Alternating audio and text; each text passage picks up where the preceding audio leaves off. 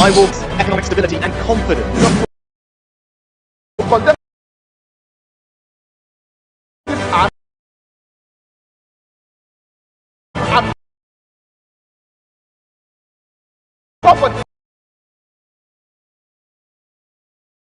Immediate release of this minister in the Temple of Justice. Access to our money we put in the bank.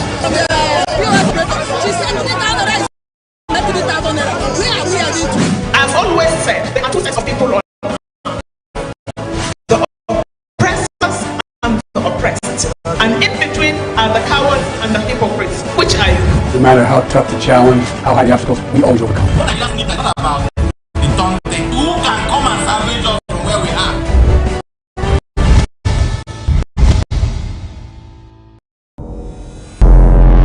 Every day, our lives are changed by history. We are one people, all of us. Leaders, politics, Nobody's ambition. I have fought very firmly. natural occurrence, war, and the world economy. I belong to everybody, and I belong to nobody. ATN covers it all on ATN Politics today.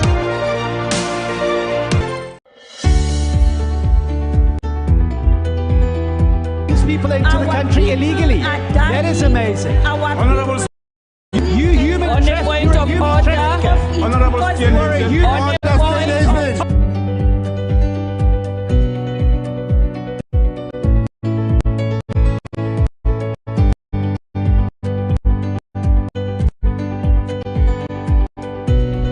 one day, they're not picking about the bed of their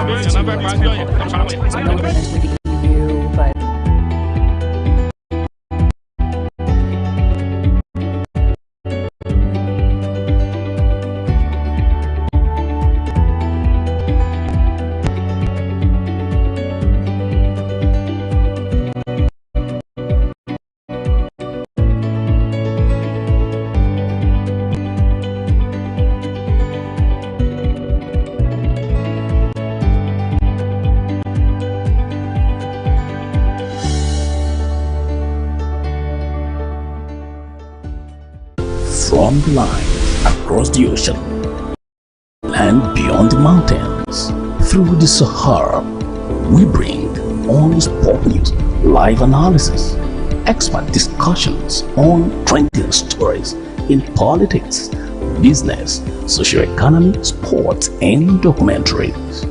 So catch all the updates on the happenings around the globe. Stay focused on the fact today. Only on ATN. Representing people. Mr. President, my people are under siege. I will place economic stability and confidence. To condemn this act and call for the immediate release of this minister in the Temple of Justice. Access to our money we put in the bank.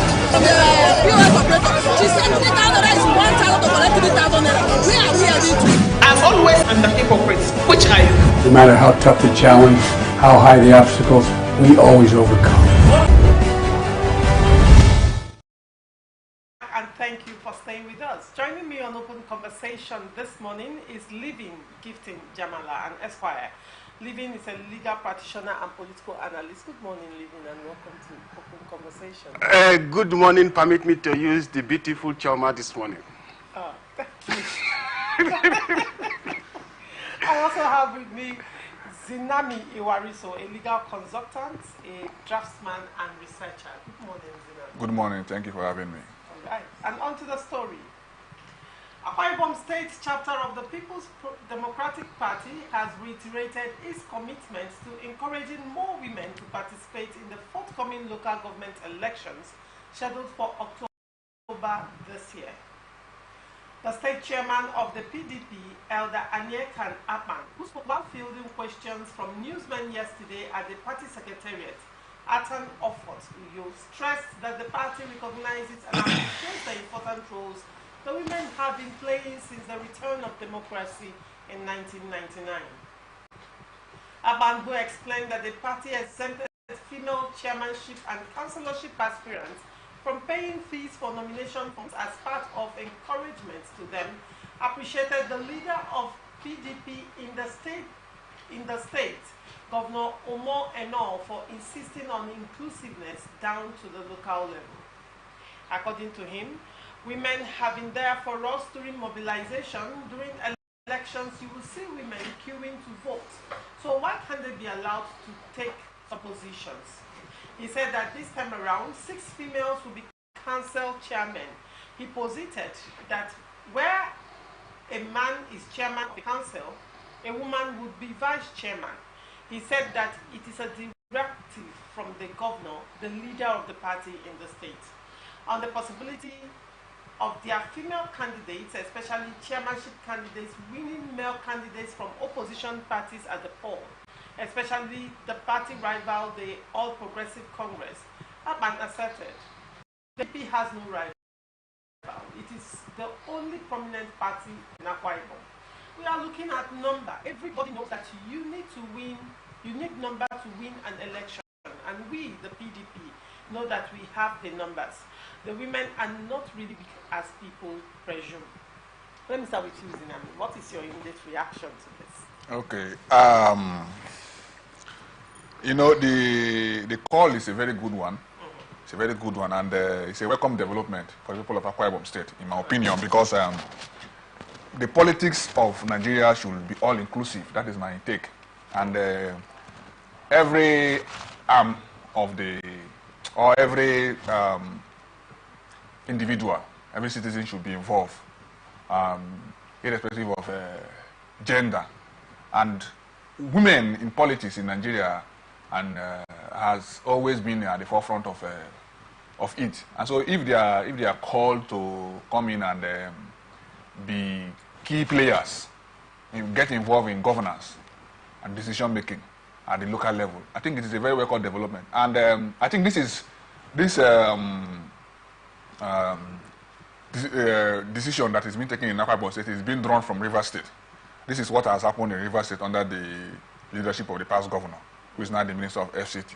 During his time, we saw for the very first time we had the 23 local government having 23 women as vice chairmen, and then we had at least 3 women councillors per local government, at least 3 women councillors, and it is a welcome development, and it's good for democracy.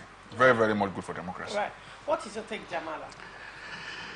Chama, I think I will first let me applaud the decision of the PDP in Akwa Ibom to somehow look for a way to accommodate the female counterparts. Accommodate? I use the word accommodate because if you look at the slot given, it said at least 6 will be out of how many local government? They are projecting that 6 women will emerge as chairman, and for every other slot that is given to the men, a female will deputize. Now, politics per se is not all about allocation of positions to relative extent. Then I want to speak directly to the women in the sense that why should the women sit and wait to be allocated this power when they can actually, who told you that the women cannot, who told you that the women cannot take the other slot? Can't we reverse the trend like, yes, my friend and brother made allusion to the past administration where we have 23 local government manned by female vice chairmen, up to the extent of having a deputy governor, I think for the first time, female in Rivers State. But who said we cannot have 23 men as vice chairman in local government? It's because the women have not decided on their own to collect. Politics, like the former governor always say, you collect it. Even this president, the power is not given to you. You pick it up from the table. And when there are so many hands on the table, they're forced to lay their hands. And finally, we stand this pressure from other people who are dragging, because the same position we see each of these privileged office holders holding, their aides are eyeing the same position. Let's come to governor. You see several persons answering name, kitchen cabinet of the governor. But amongst that 10, at least 8 of them are looking for the opportunity to remove the governor and sit down. Yeah. Same with the president. Well, but just that the power for now those who play the politics play to favor the particular person sitting there. The women can do it. It's just that the women, I know we have religious and ethnic, cultural biases that somehow limited these women from coming out. Now, the modern day politics of Nigeria is that they are nocturnal human beings. Meetings are held late midnights. And for a responsible mother, at that time of the night, going out. That's why you see sometimes I envy those men who have their women seriously advancing in politics. When you look at the activities surrounding when these decisions are made, you see that they must leave the house around 8 in the morning and come back maybe 2, 3 in the early hours of the morning, possibly leave the house again by 6. That is if they want to be relevant. Let women go out for it. Don't sit down. The same rights the men have drawn from the Constitution is the same right given to the women. And by the provisions of under the fundamental human right, there is no right of discrimination. So let's go and struggle for it. Let's not just wait, sit down, and to be allocated. Now, why should the price for forms be removed for women? Why should it be removed for them? It's like you are doing them a privilege when it is actually their right. Well, when you say you're doing them a privilege, now, during elections, you would agree with me that women, there are women organizations that come out to agitate and say, oh, women are being politically marginalized. Women are not given some level of participation? Yes, in politics. Well, interestingly, you answered my question that I had already planned, because that was the perspective I was looking at this story. Women on themselves taking initiative and taking their destiny in their hands to do the needful. But the argument will be centered around issues like you just mentioned. You also said a responsible mother. Then you now said, on the other hand, there has to be some level of sacrifice made, correct? Now, the question would be, women have numerical strength, and that is why most people currently, when they are running for elective positions, they would rather go with they want a woman to deputize them because of the numbers, the sympathy votes that they will get from women, in quote, women supporting women, right? Now, the question would be, at what point will women come to realization that in this political game, women can actually win if they want? Because when you look at the numerical strength of women as against the men, it should tilt to favor the women. Now, you also juxtapose that with even the women in politics. Do they support each other? You recall Sarah Jibri when she wanted to vie for the a presidential election. She was the only one that voted for herself, but there were women that did. Like the one women, some set of persons gather themselves as gender advocates. Those ones, I call them feminists. Now, I see them as opportunists, using an angle of the society to benefit and enrich their own personal self. Okay. Just like you said, if a man picks a lady, a woman, as a vice, and with the belief that the picking the vice, I'll get the support of the woman, are you actually, the woman actually supporting the vice in the circumstance? They are supporting the man who is using the woman as a shadow. Now, women have been given, have been privileged to hold some political places. Let's look at River State. By default, nature, the one in Bonny, when the election was conducted, the local government chairman who won the election unfortunately died. And by the provisions of the law, the vice, being a lady, took over the affairs of the government. I am told, I have heard that that woman has done creditably well during the few years she held sway as the head of the local government. There are other places we can. When Etiaba was the governor of Anambra State, she did very well also.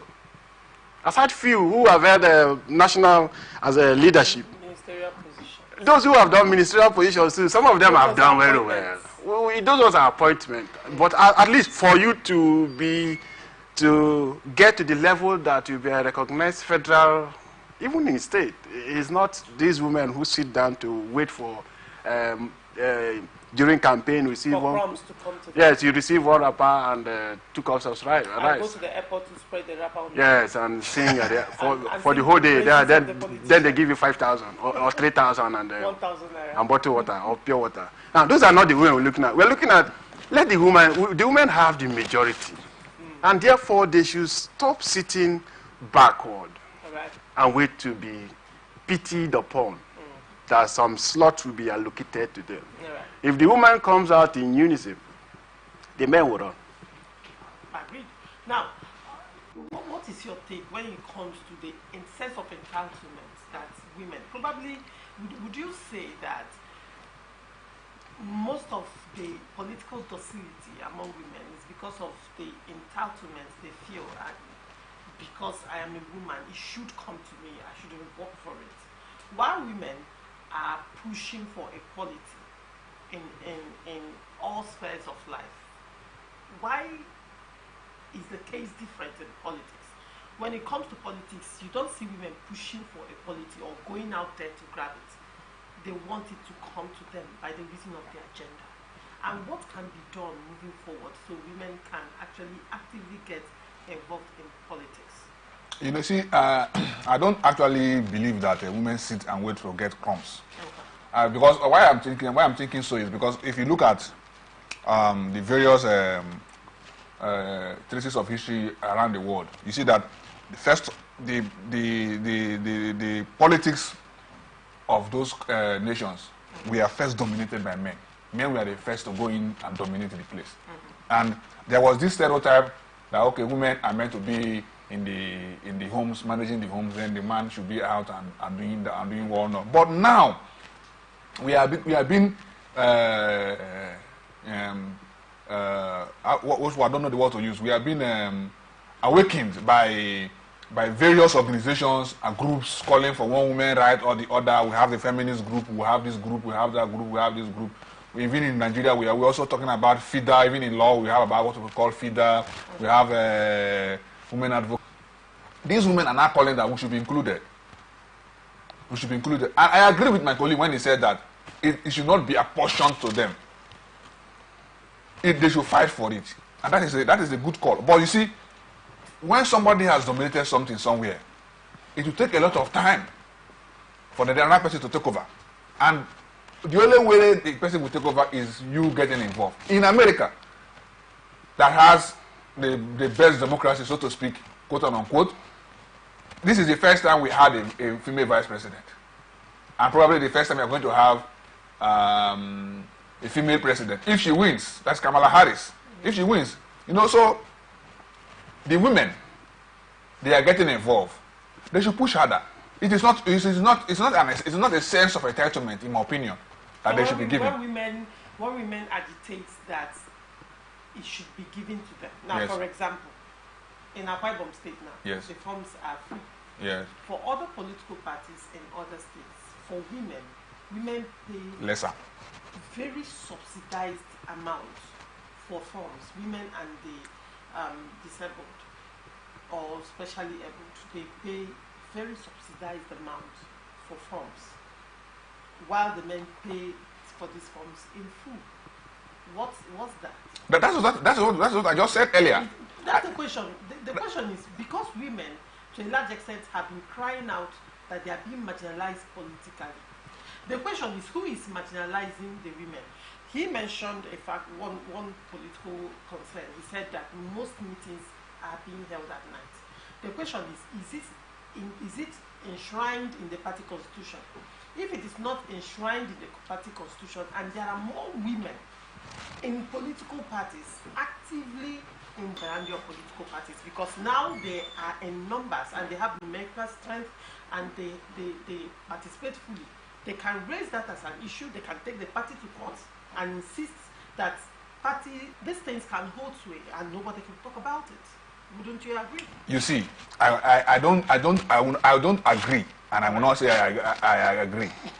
Now, because I said this because you know it's the same thing. I don't agree, and I will not say I agree.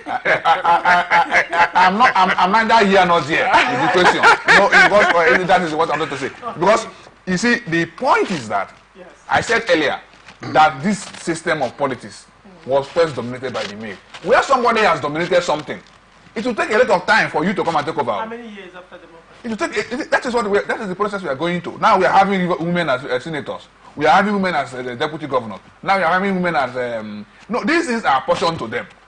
I don't agree that it is. And the women that deputizing. He called them opportunists. Deputy governors and that orientation comes in a season. When it comes to the political season, they start crying. After politics, right now, who is agitating for women? Do not argue. Exactly. If you say you do not agree, what are your reasons? If you say you agree, how can you agree and not agree? Let me explain myself. Right. You know, I told you earlier that the politics was first dominated by. No, before you discuss something, you need to trace the history of what is happening. This thing has been dominated by a particular gender from the onset, from the word go. And this other set are now waking up to say, okay, we want to get involved. How can we get involved? We are pushing in. And for that reason, okay, by virtue of what they are doing, okay, let's start giving them some chances. That's the thing. Let's start giving them some chances. Why can't the women go there and take the Exactly, that's what I'm saying. I do not subscribe to, that's the way I say I do not agree. Subscribe to let's give them some chances. Okay. But it's a welcome development. No, but I feel that the women should fight for it. But I am saying that even if they are fighting for it, it is not going to be an easy take. Because you cannot come and claim that there should be women rights. I also claim that there should be men rights. If you claim this, that's what you want to claim. If you claim women rights, I will claim men rights. And then we'll go in. Right. We'll say, let's talk about equality. Everybody is equal. So when you mention meeting, about equality, yes. You're not speaking from the angle of equality because you're saying I'm speaking from the angle of equality. That is being given to the women. Now, the question is, as it's being given to the women, how relevant are these women? When you look at all the women deputizing, can you tell me one deputy council chairman, one deputy governor that has made waves? Made waves. That has handled something, but that's a fact. My learned colleague here, my learned senior here mentioned the Bonnie local government chairman, which I agree that she has done well to a reasonable extent.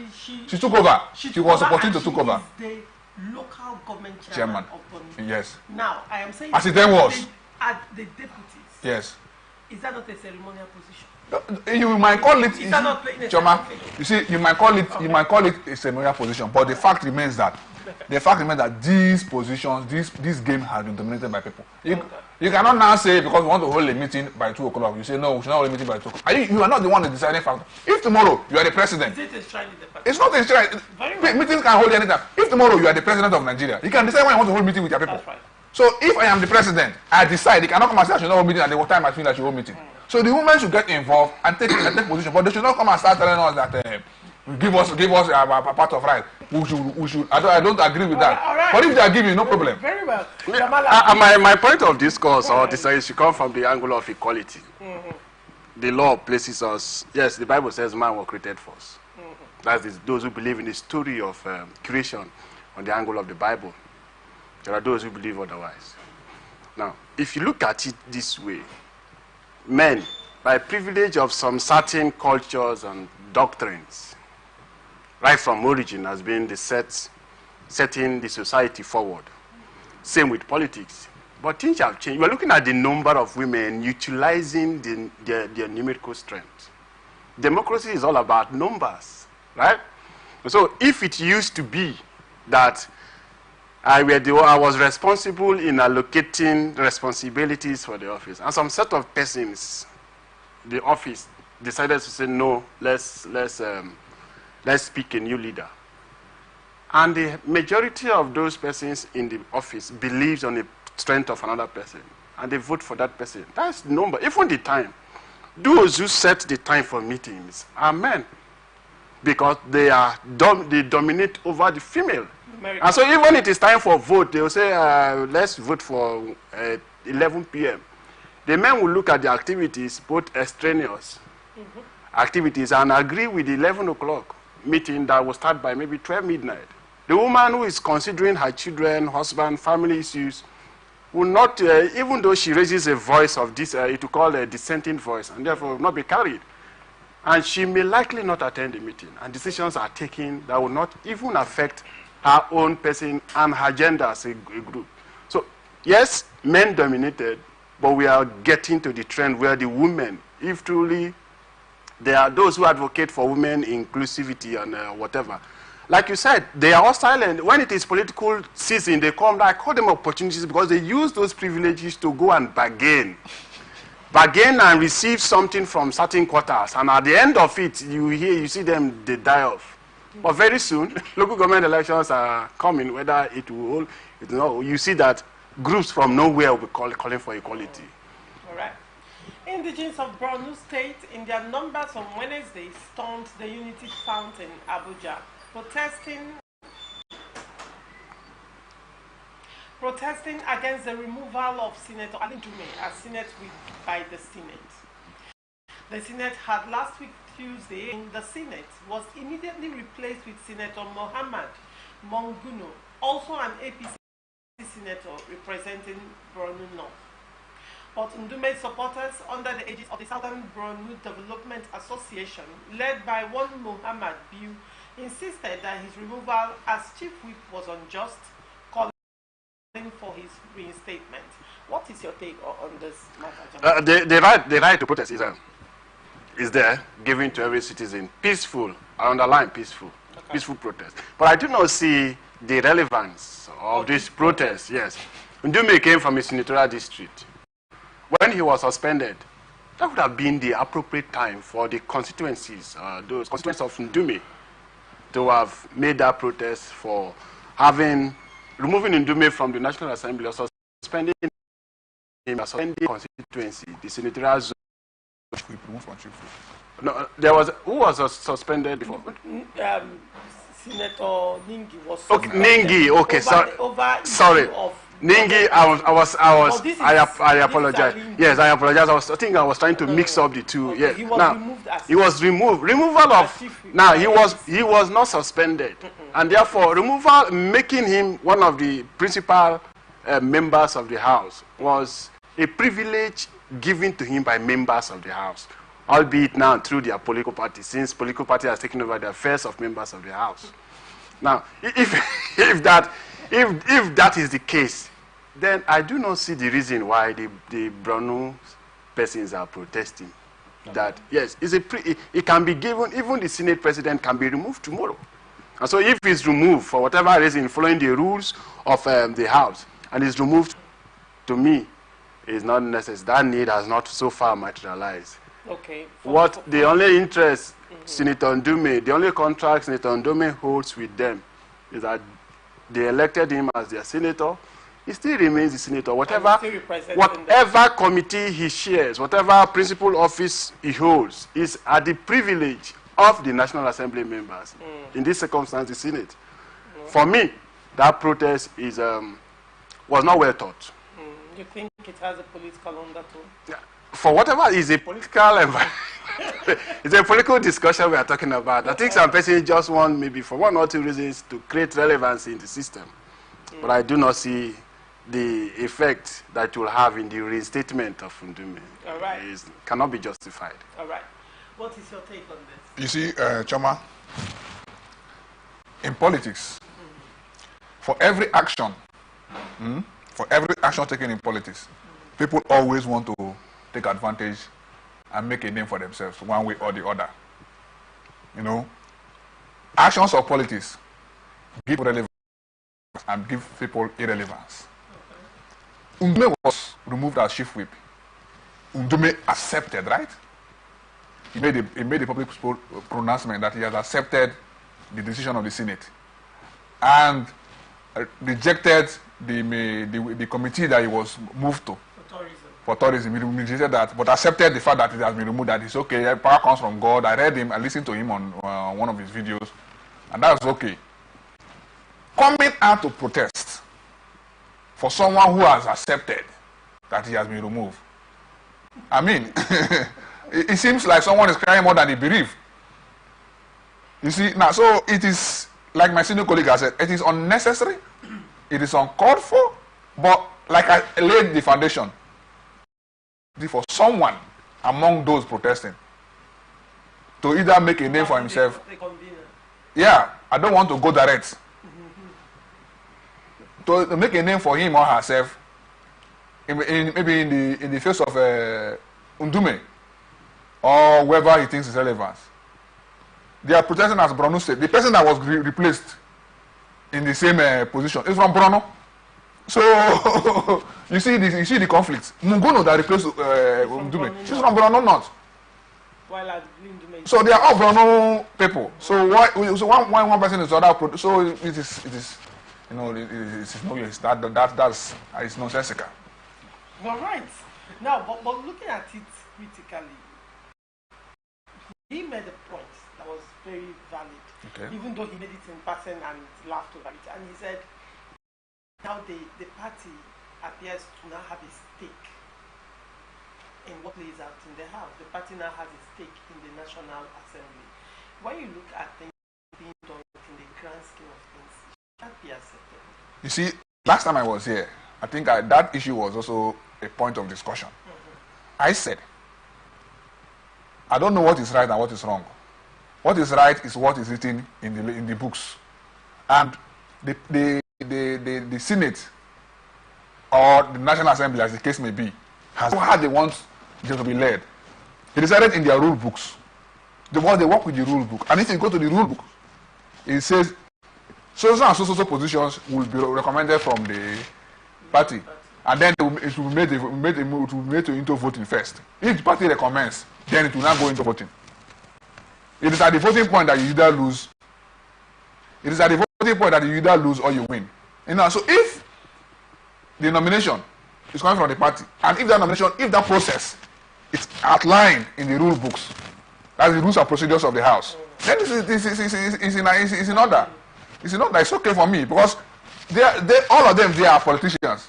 They went there through political parties. We don't have independent candidates in Nigeria, at least for now. So all of them are politicians. They went there through political process. So if they have decided that, isn't that insulating this statement that is bandied around that in Nigerian politics is a function of the winner takes it all? Isn't that what is playing out? No. If the chief whip has to also come from the winning party.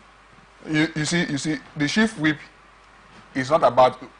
Don't forget we have.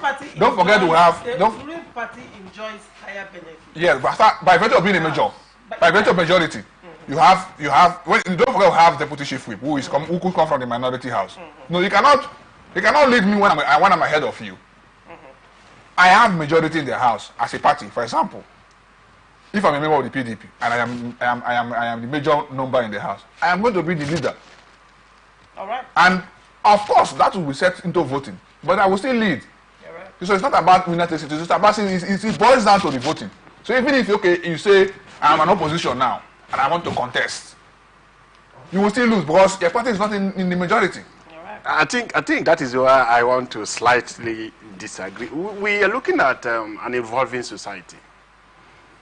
It is not in the rules of. It is not in the rules of the National Assembly, the Senator, that it is the ruling party that produces the leader of the House, that produces the Senate President. It is not in the rules. That is why they conduct, for the Senate President and the Deputy Senate President, they conduct election.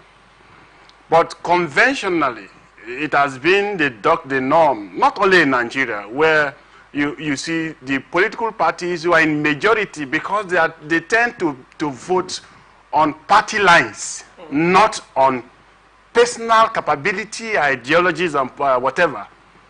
So if the major party brings a goat, in quotes, please, to lead as the Senate President, all lions in the same political party would vote in favor of that goat. But it ought not to be in a society where we say we want to develop. We can have the best mind from maybe a lone party member from one of these mushroom parties, elected from nowhere to be a member of the House. It could be the best mind at that material time to lead the House.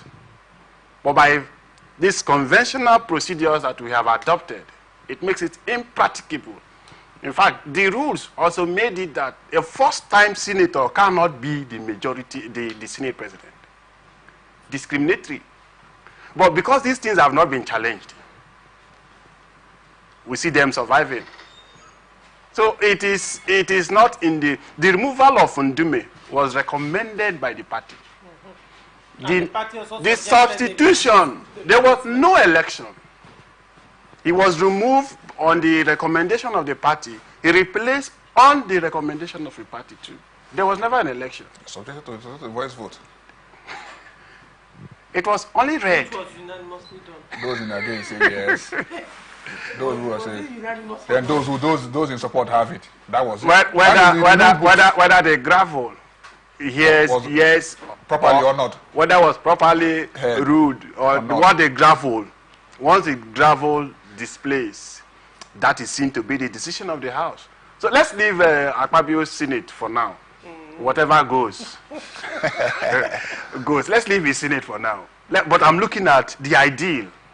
That is, yes, these things exist, but the ideal situation, how do we run? For the sake of our children, for us, our blood is so thick that we face Buhari, we survived. Right?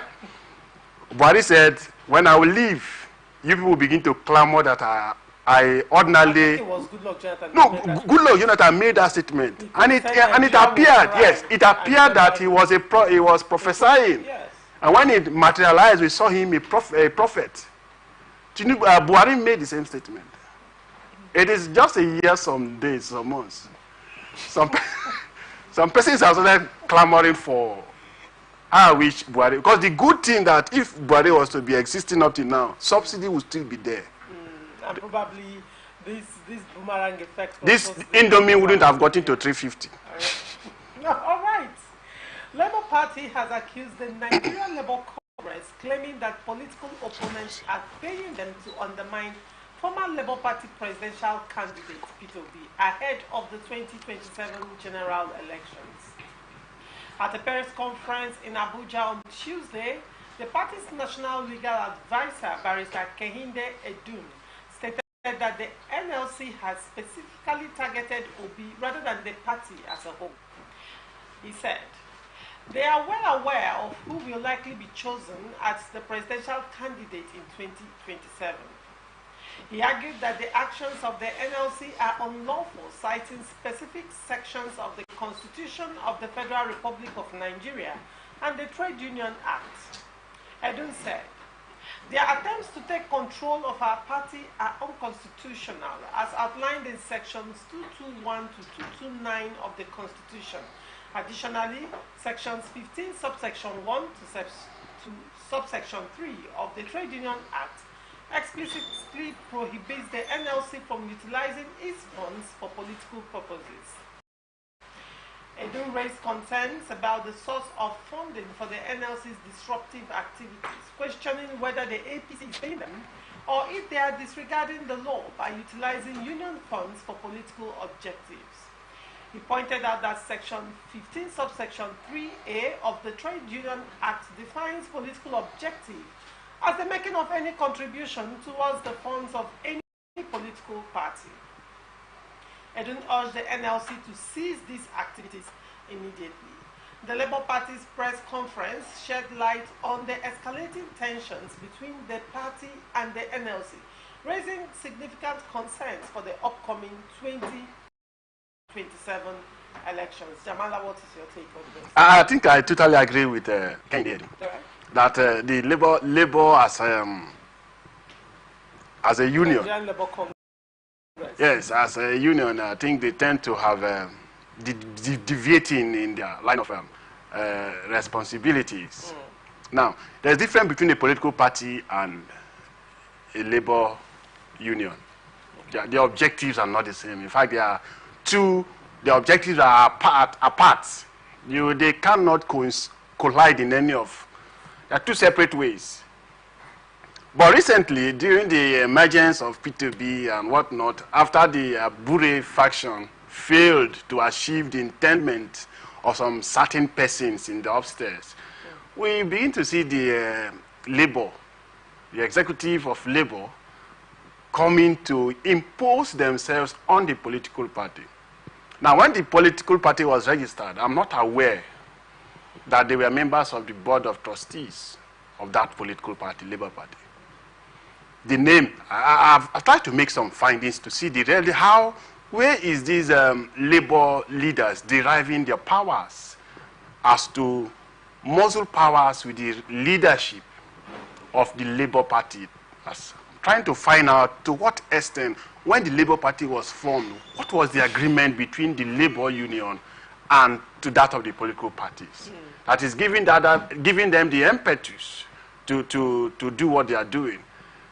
Maybe until I find out, maybe my research has not been good enough. Thank God I have a good researcher here. Maybe I will just channel the work to him and see if he will give me better results.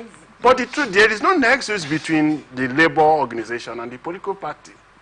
And it does appear that the actions of these labor union members are in contravention with the provisions of the Constitution, which asks them not to even not to be contemplating on political activities.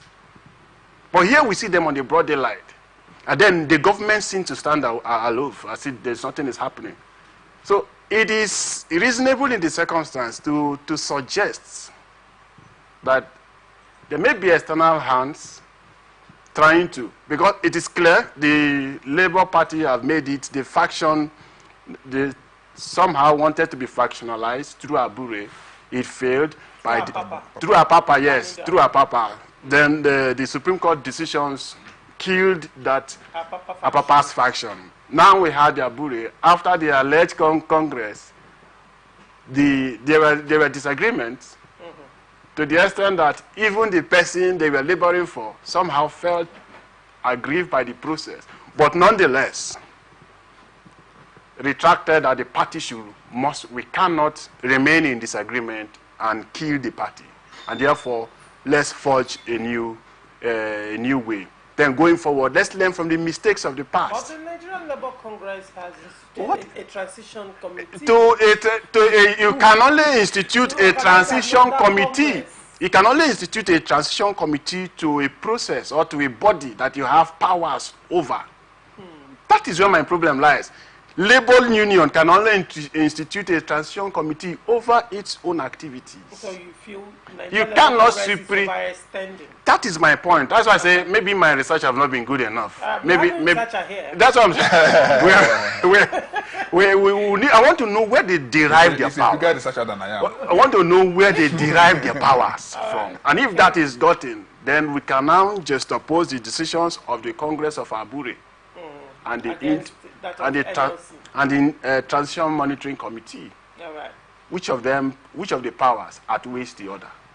But as it stands now, I think the leaders of the NLC are acting in contravention with the provisions of the law and even the Trade Unions Act. Okay.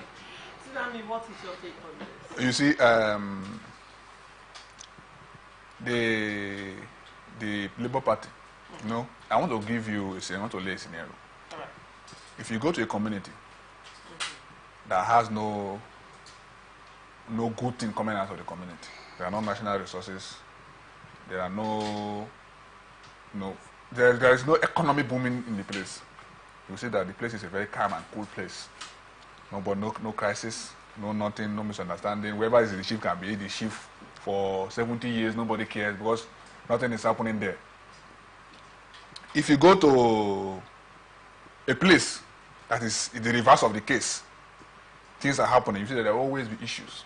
The Labour Party, before Obi went in there, was a graveyard.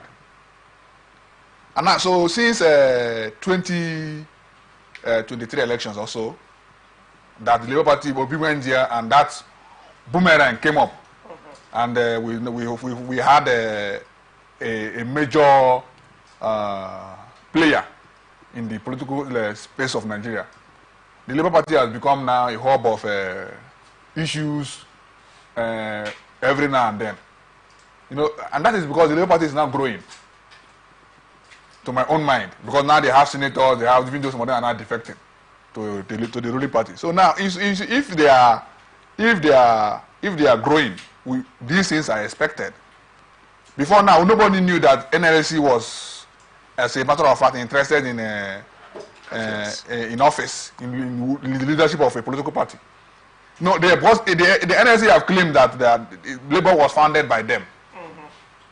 You know, they have claimed that they were the one that found Labour, and therefore they will take decisions of the party. And but if you go to the Constitution of Labour, you will see that these claims are neither here nor there. And so, for me, I am not seeing this as an issue, because I see that it is politics playing out. And do you agree with Kehinde Edun that Nigerian Labour Congress is being funded, is being recognized? I will not agree with him that. I will not agree with him that in that respect, because I do think that he did not present any facts to protest his points. That this is the facts I've seen. It's just an allegation he's making. You know, but I agree with him when he said that the Labour Party is contravening some of the provisions of the Trade Union Act. You know, but it is politics, and they should expect more. They should, you know, the Labour Party did their congresses in March, and the congress was done without press coverage. It was done without INEC, although INEC does not necessarily need to be there. They just need to be informed for a party congress, except for primaries that they need to be there. But for congresses, they just need to be informed, giving good reasonable notice. You know, but if a party is doing a congress, a national congress of that level, we have seen the PDP doing their national congresses in Abuja and Port Harcourt. We have seen the APC doing their national congresses in Abuja. They don't have money now. And others say, "I'm coming." They don't have money to call them. With the level, this is politics for the Labour Party. They have now to show capacity that they can. As a matter of fact, we have seen divisions all over the misunderstanding all over APC here, PDP there, and whatnot. It's because these parties are big parties. So the Labour Party is trying to be a big party. And that is why what is happening is happening. It is to be expected. Right. See, my colleague is a politician, and so for every topic you bring up, you will bring in politics into it. I agree, this is politics, but politics should be seen to be played by the members of that politics. NLC members are not into politics, so they cannot move into distracting political actors. In the PDP, we see PDP members disagreeing with their party. In APC, we see APC members disagreeing with their party, or some persons in PDP trying to influence members of a political party to cause confusion. But you cannot tell me another company should be setting confusion in a political party. Right? You cannot tell me, let me even use a ministry in the government should be setting confusion because they are not permitted by law to do so. Let's allow the political actors to act. Abure was not, I don't know why Abure keeps on. Apapa was never a member of NLC. He was a member of the Labour Party. So if you have his likes, where we have available, so many of them are available because of lacking in pocket power. So their conscience can be bought to set the confusion against the party. They have too many of them existing. If they want to play politics, yes, they're not persons not authorized by law to bring that distraction.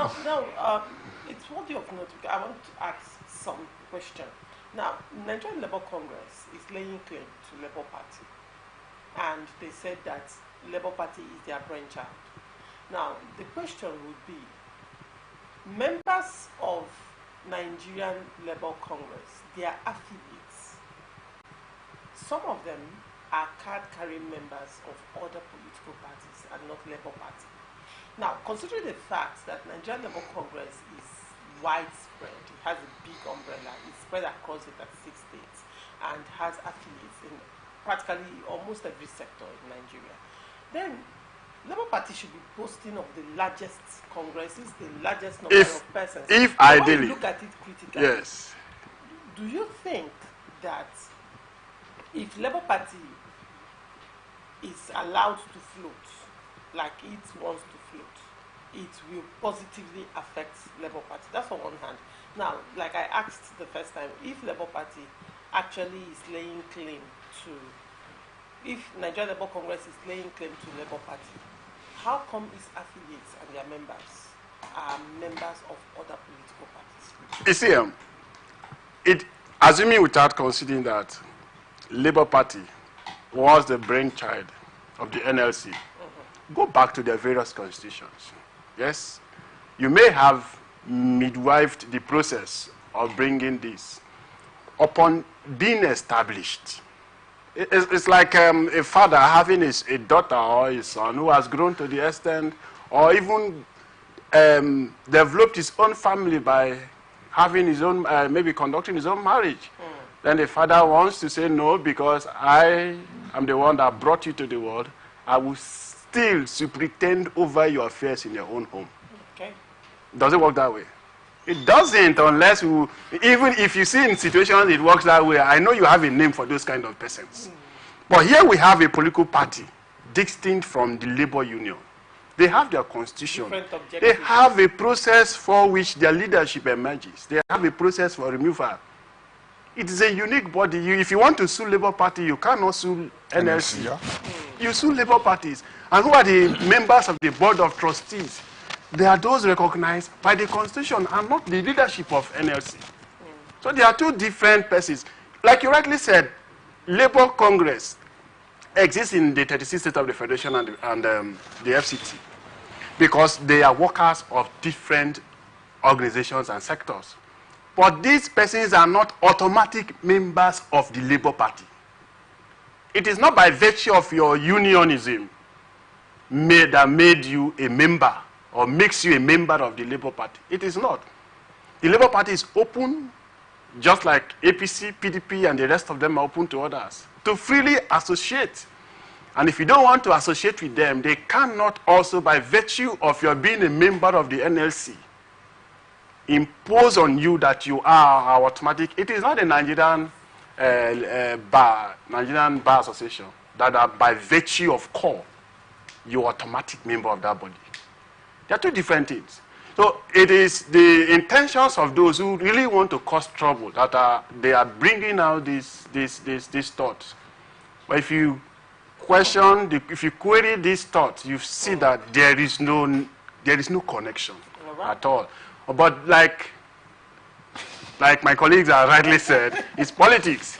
But let the politics be played by those who are politicians. All right. All Progressive Congress has said President Bola Tinubu met several challenges, especially economic challenges, and is gradually implementing programs and policies that will bring support and relief to the citizens. Addressing journalists shortly after the APC National Working Committee meeting held on Wednesday, the APC National Secretary, Senator Ajibola Bashiru, joined President Tinubu to appeal to the masterminds of the scheduled protest to shelve the idea, just as he dismissed their demands as merely political. Ajibola noted that the present administration met a lot of challenges upon assumption of office and was taking conscious efforts to surmount them. He said, the APC at its 153rd National Working Committee meeting has joined the president to passionately appeal to those who are planning protest to shelve their plans and have confidence and belief in the government to address most of the economic challenges facing the nation. The National Working Committee also noted that since coming on board in 2023, the government met quite a number of challenges, especially economic challenges, and Mr. President is gradually implementing programs and policies that would in the nearest future bring succor and relief to the citizens. The meeting also highlighted that most of the economic challenges are global issues and can be only addressed after thorough brainstorming. The National Working Committee also noted that some of the issues highlighted by the protestants are political, while others are constitutional matters that can only be addressed through the amendment of the Constitution, which is ongoing at the National Assembly. Zinami, what is your take on this? You see, the foundation for this meeting is as a result of the planned protest that we are hearing that it will come up next month or so. But their position is is disturbing because for me, the position of the protesters or the position of the APC. For me, the foundation for the protest is because there is hunger in the land. That is the foundation for the process, or the reason for the protest. And because hunger is as a result of bad economic policies. And that is as a result of removal of petrol subsidy. Petrol subsidy removal is something that I don't think that anybody should go against. But as a country, I feel that the procedure or the formula used in removing petrol subsidy was wrong. Okay. I subscribe fully to petrol subsidy removal. I subscribe fully. But in every economy in the world, some things are subsidized. You know, and for Nigeria as a country, we are top 2 with respect to Africa, and among the first 10 in oil producing or oil production as a production nation. But we are also only the country that does not refine its petrol. And so how can we as a nation that produces petroleum does not refine it? And so before subsidy was supposed to be removed, we expected, I personally expect that there are some foundations that I would have laid. Okay. Or we draw lessons from India, we draw lessons from Egypt. You know, by putting some many factors into place before you take it that drastic, that is a very difficult decision, because energy is very important. Energy is very important to the economy. And because energy is very important to the economy, you expect that we take every seriousness with respect to energy. The failure of the federal government not to put the refineries in place is why we are suffering what we are suffering. Because we cannot be exporting petroleum and then importing refined petrol into the country. You know, if the economy is import dependent, then you expect it to be as difficult as things are in Nigeria at the moment. All right. Nigeria is the only country that is selling petrol Nigeria as a oil producing nation is the only country that has the most expensive petrol in the world. Interesting. What is your take on this issue, APC labeling the demands of the protesters as political? You know, one good thing that happened in this their meeting yesterday, their release, to the fact that they have stopped blaming PDP. Interesting observation. They have now said this government inherited decades of failure. And so, which you look 8 years ago. It was APC. It was APC. Yes. Because they are looking at it from a different angle. You see, what's the name of that spokesman of the president who came out to label Onanuga, who came out to label P2B for being the one responsible, masterminding, yes. And thank God the obese legal team have reacted. And I am so happy, at least, since he's not immune to prosecution, let him go and face that. Whether the system will be right in whatever they do is a business for another day. But the good step has been taken. The troubles is so coincidental that we are just coming downstairs discussing this same topic.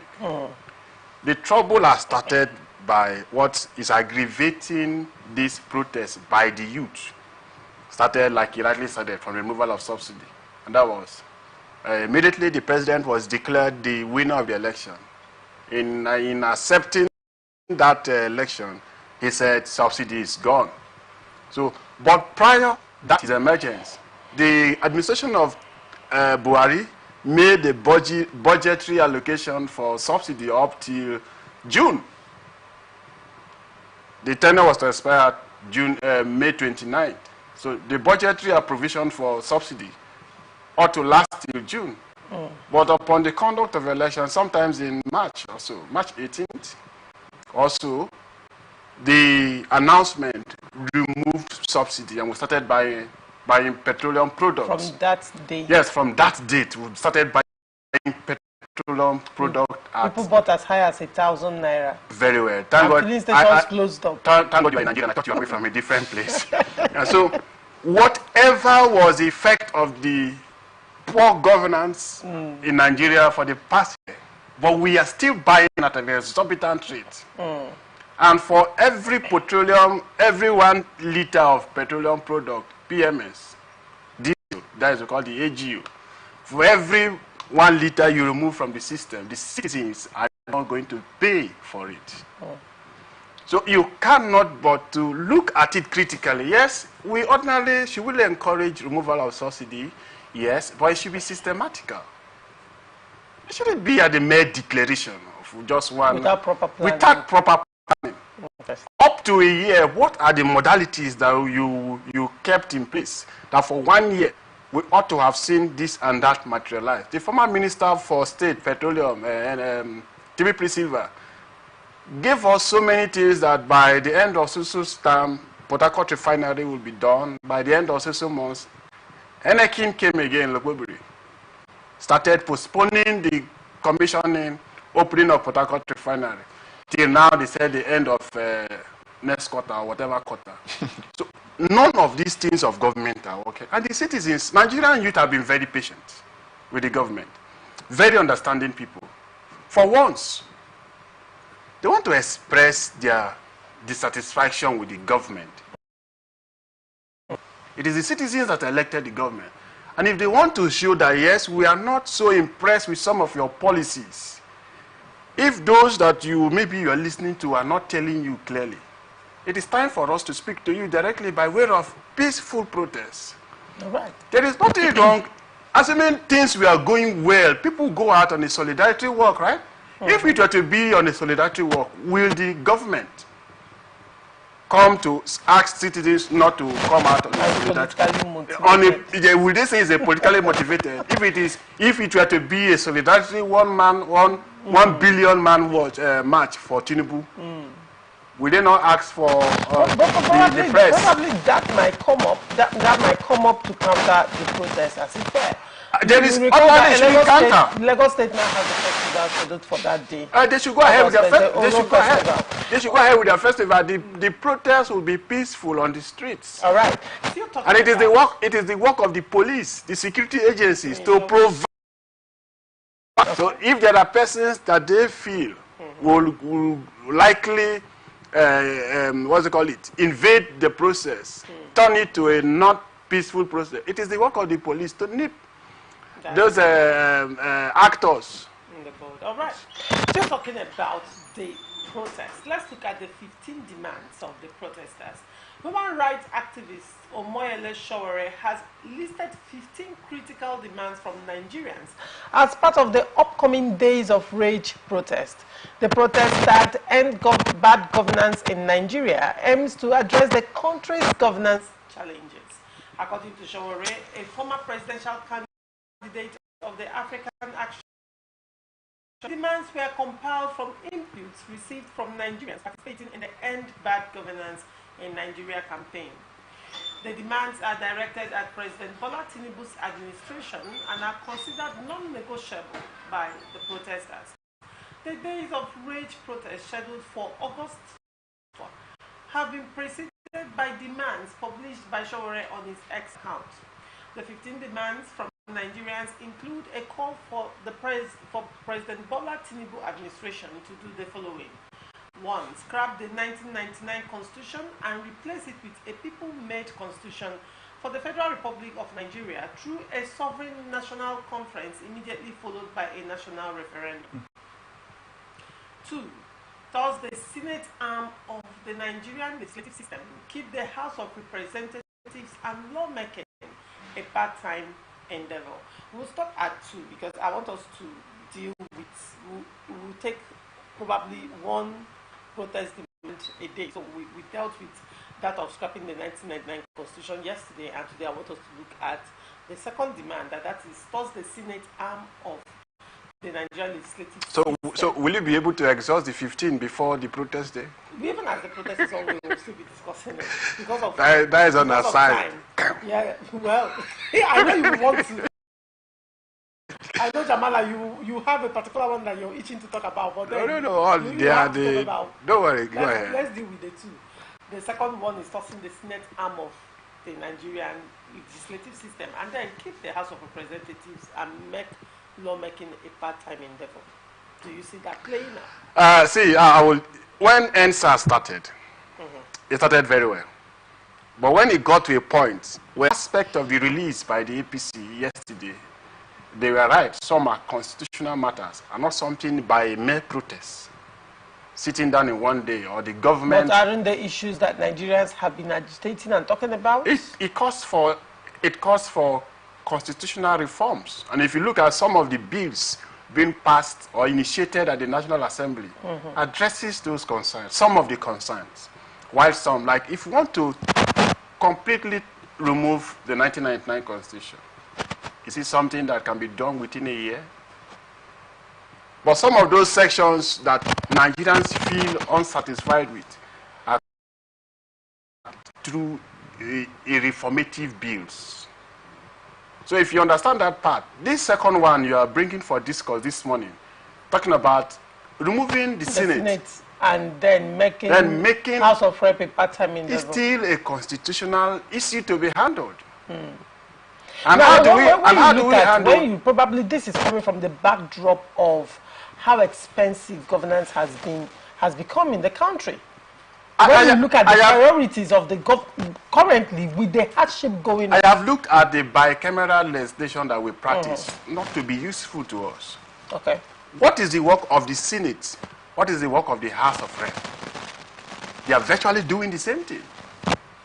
So why do we have the double houses legislating over the same issues? Okay, the argument as to removing the Senate and keeping the House of Rep is because the House of Rep is well represented than the Senate, where we have in some places like in Kano, you have over 10 local governments. Being House of Rep, you can see 2 local governments. In Falga, Obiakwa has 2, right? Just having 2 reps. So, no, has 1. Obiakwa alone as a local government has 1. Others, you bring 2 local governments, some 3. So the representation is more direct to the masses than that of the Senate. So maybe that is one of the arms they are saying they should remove the Senate. Okay. Making it a part-time also has to be some constitutional input. So if we have demanded this thing, and we give them time to do it, and there is no initiation of the process, then the protest will be justified. Now, Jamala, very quickly, Nigerians have been demanding for this, actually, to cut down cost of governance. Yes, it is. And you have posited that the Senate, literally, for you, both Senate and the House of Representatives, they have similar functions. They conduct similar functions. The House of Representatives is closer to the grassroots. Now, the question would be, do you see the Senate, when you say it's a constitutional matter, it's a legislative matter, do you see the Senate sacking themselves? We are not looking at this is what can be achieved. We are not looking at the interests of the senators. We are looking at the interests of the what's it called? Conference, like the one confab, the one conducted by Goodluck, to be carried on by the president. All they need to do at that point was to adopt, and they cannot jettison it. The citizens will come after them. If it has been the unanimous decision of the citizens by way of confab, these are the recommendations. The president gives his white paper, approves it, just for them to veto. Do you the question is, do you they will have no choice but to do it. All right. They will have no choice. The citizens will come after them. And they know. Look at what happened in one of these countries, where the citizens invaded even the president has to run. Even the parliament, they have to flee. Kenya. Not even Kenya. Zimbabwe. Liberia, or was it Zimbabwe? One of them. They have to. The citizens kept them there. And we want to remove them. The citizens are the ones to remove them. That's why they come to us. That's why they come to us by way of elections. All right. All right. Zinani, what is your take on this? On this? The second demand of the protesters towards the Senate arm of the Nigerian legislative system. My colleague here has said it all, and I align with all force. I align with him totally. And do you see the question is, I asked him and I'm still going to ask you. Now, when the APC, when they were speaking, they said this is a purely legislative matter. It's a constitutional issue, correct? Now, it still boils down to the Senate coming out to do this in favor of the masses against them. Do you see the Senate sacking themselves? No, that's a tough question. You know, judging by just looking at things as they are now at the moment, I don't see the Senate sacking themselves. But just like my senior colleague postulated or posited, the people interest is what we are looking at now.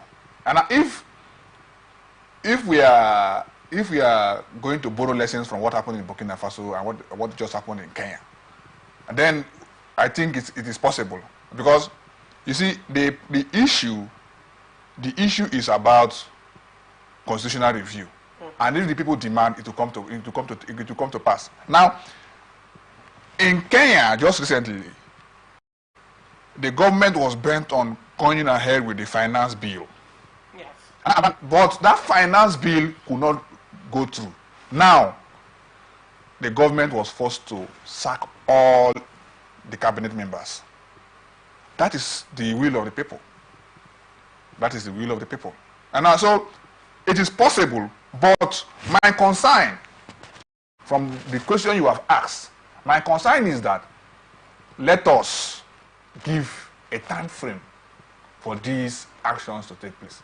You can't just come and say, we must do this now. It is not possible. Let's have a time frame. 4 years, 3 years, 6 months, whatnot. Let's give a time frame. And also, if within that time frame is not done, we can say, okay, by the end of 2027, we will no longer have a Senate House again. What we have is a House of Representatives, fine. So we know that by 2027, the elections we are going into is presidential election and House of Rep election at the national level. That is the fine position to take.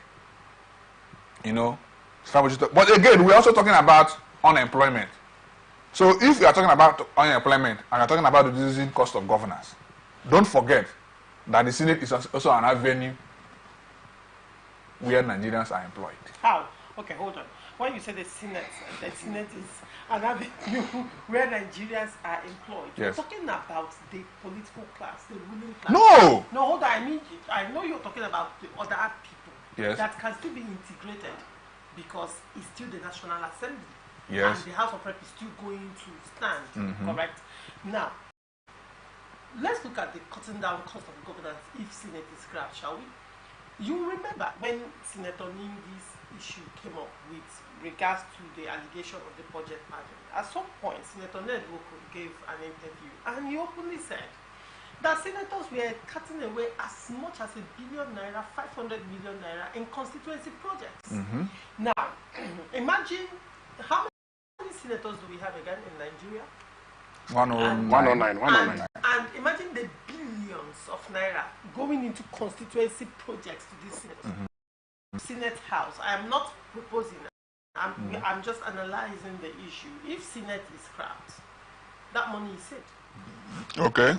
The money that goes in for furniture, the money that goes in for their housing, the money that goes in for vehicles. Shall we talk about the vehicles? The cost of vehicles. I mean, money that goes into the Senate is larger than some states' allocation, if I may say so. I don't know. Now, when you look at it critically, the Senate arm of government, the National Assembly costs a lot of money.